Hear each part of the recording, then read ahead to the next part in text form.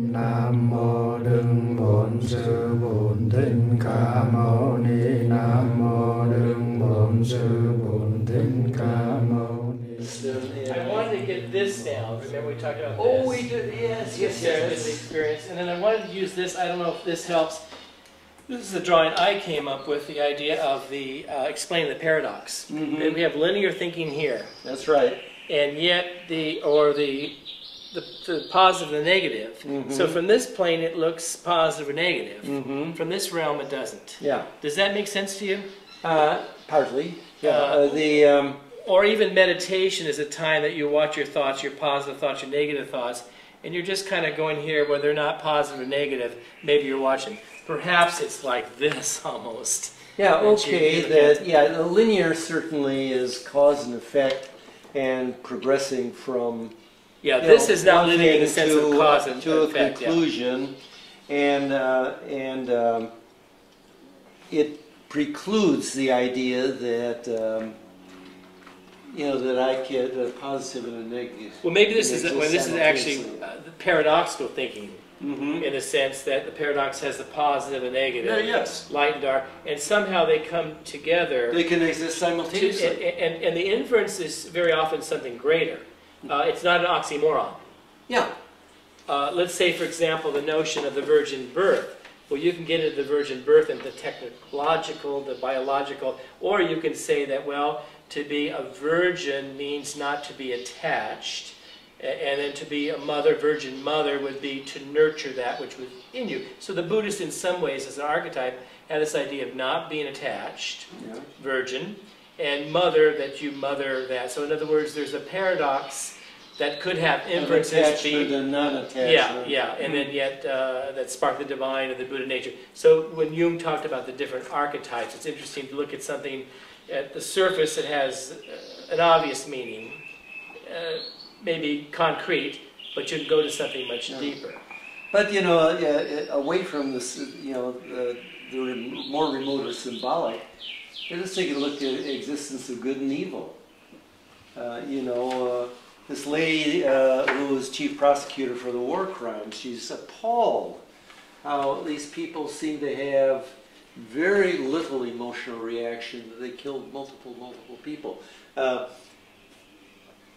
Arendt, the woman that wrote about the Holocaust, created the phrase, the banality of evil. That these men that worked in concentration camps, they were not monsters. They were just like the guy you drink beer with down the street. And an important factor to look at when we talk about Germany, we realize it was a Christian nation, basically 50% Roman Catholic, 50% Protestant, and it was a very educated, highly educated, with appreciation of music, the arts, etc. And yet this happened. Yeah. We would expect that in Rwanda, because after all, our Western notion is, well, they're indigenous people, they're pigmented, and hence they're not quite as good. But this having happened at literally the center of European culture between the two wars was Berlin. And so you're right, a high culture, which I think reinforces this notion that knowing not that the heart is deceitful and above all woefully wicked, that's biblical, and there's a light that ligheth every man that comes into the world. And that is a real paradox, that we are rotten. There's a part of us probably very rotten, and a part of us that is.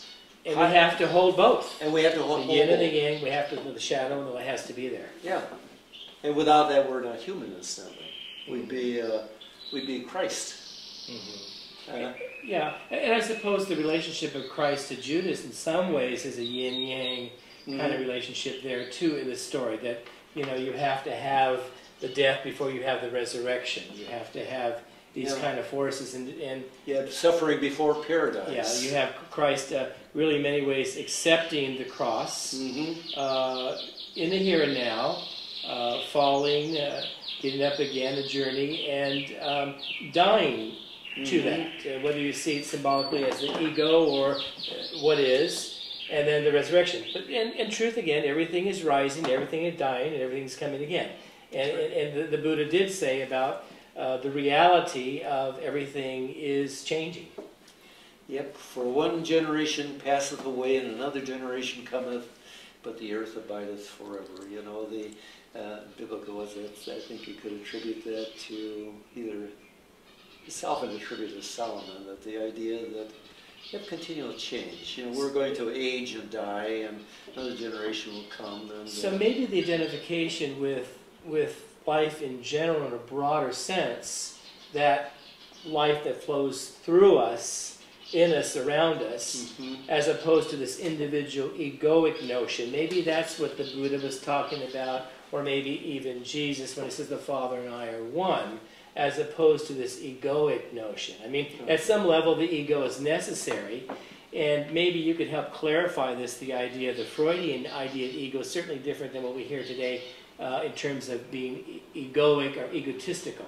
You need some level of an ego, but it's this egoic stuff, the overemphasis on I. And again, Jesus talks about loving one another and loving God, loving something beyond yourself, or maybe a greater cause or something bigger than just what I want. I was thinking about Abraham Maslow when we were talking about the belonging systems of Nazi Germany. Perhaps, you know, when we look at that hierarchy that Maslow has, it's in a triangle. But for some individuals, like the person who wants to save a lot of money, and maybe they've gone through the Depression, had some rough times, they may sort of expand that outward beyond that triangle, almost getting into flatland, so to speak. The person who has the need to really be very safe, into the flat land of paranoia. The person who wants to belong, as opposed to the healthy, including and transcending towards self-actualization, it goes in flatland. And maybe that need to belong is so strong, whether it's addictive relationships or belonging to the group. You know, you see people at football games and baseball games. I've been to some games, and the fans just go crazy over the identification. Again, Jesus asked that question, who's my mother, who's my mother? This over-identification with the group on one hand is necessary for survival. On the other, there's too much identification. How much do we really need? Yes, you know, I have a very dear friend who suffered during the Depression. He is just, you know, still has a depression mentality, even though he has plenty of money to live on.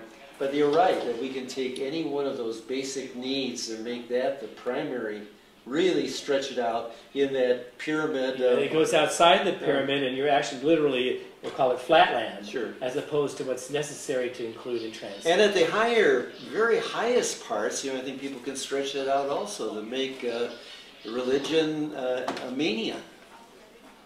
And which might be a need to belong. And also an addiction. Yes, and again, that need for being right, that need for belonging, that need for maybe ego gratification, because it's nice to belong in a church that is going to get to heaven. Or addicted to the idea that I want to live forever. Yes, the idea I want to live forever. Instead of being eaten by the worms. You smile it that way. One prayer. I don't know how to do a segue to this.